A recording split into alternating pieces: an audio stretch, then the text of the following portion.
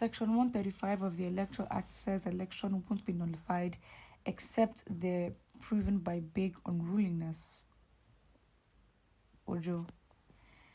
Jide Ojo, Executive Director, Jide Oja Consult, said that Section 135 of the Electoral Act says the election will not be nullified except there is a proven case of big non-compliance. Jide Ojo made the statement during the town hall forum by AIT when he was assessing the last general election.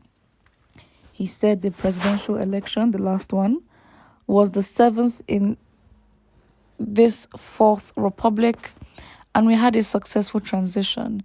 He said what happened in the election was the high expectation of Nigeria that Nigerians have in terms of the electoral outcome. Jide said, having observed elections in at least 4 other countries of the world, he can say that the issue of disputed election is not only in Nigeria. He said even the US, that's over 250 years in electoral practice, they are still contesting their last presidential election. He said even our electoral law does not envisage a perfect election. If you open to Section 135 of the Electoral Act, it talks about substantial compliance. It says the election would not be nullified unless there's a proven case of substantial non-compliance.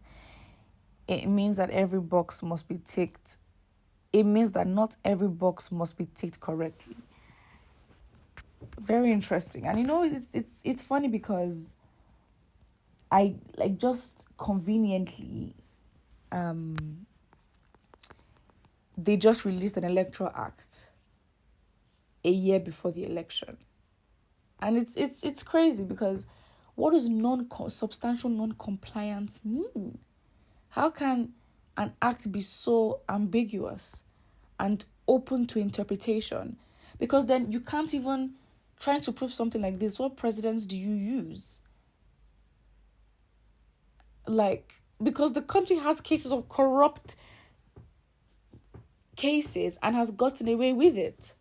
So when something is as ambiguous and so open to interpretation, I really don't understand. Now I've gone to read the part of the Electoral Act, and you can just tell that those that write this, those that are behind this, literally don't have the best interest of Nigerians at heart. Because what does it say? An election shall not be liable to be invalidated by reason of non-compliance. What are we defining non-compliance as?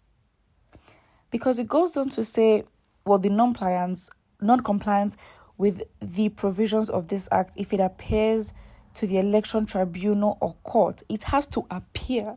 So this is this is based on substantial proof and evidence, and it is up to the discretion of the court to appear like a non-compliance, right? And if it appears to the election tribunal or court that the election was conducted substantially in accordance to the principles of this act, that means for a majority, the election was carried out, let's say, more likely in accordance to the act, then the non-compliance, that means the error or the case that invalidates the election, right, must not substantially affect the result of the election. So whatever it is, the court can literally decide and be like, this non-compliance you have brought may be right and may be true, you have brought evidence to prove it, but did it substantially affect the outcome of the election? That's what it is. And it is in the Electoral Act. So it's this Electoral Act amended for 2022, for the elections in 2023, is just, convenient. And this is why in courts, we will literally be going back and forth.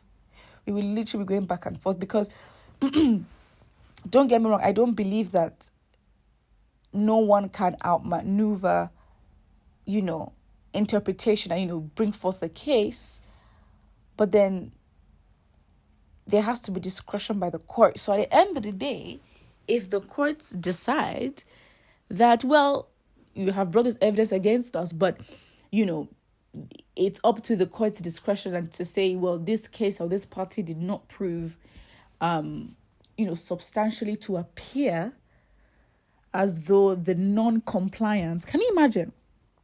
Non-compliance. And this is how, we avoid accountability. But it just means that, the lawyers have to really outsmart this, because you can tell, the people that wrote this did not write it with the intentions of the best interest of Nigerians. So, yeah.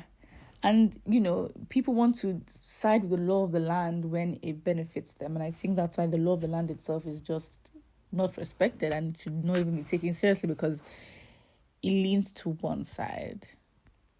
Interesting.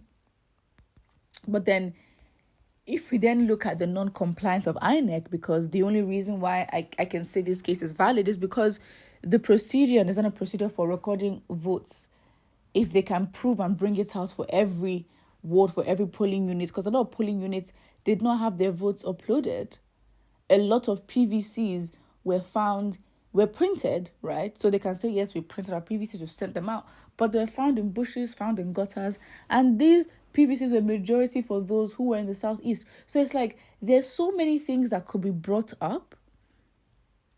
But then by following due process and compliance, they can probably argue, well, we did not say that these PVCs had to land in the hands of the owners, but they had to be printed, which was the government's responsibility to make sure that those that registered, had their physical PVCs printed. That was our responsibility. So it's you can outmaneuver and bring up a different interpretation, but because of how, or the limitations of the Constitution itself or the Act itself, it leans towards one interpretation in favor of someone and a party, and it's definitely not in favor of the people. It's literally there in the writing. Come on. Put what you think in the comment section below, and don't forget to like and subscribe.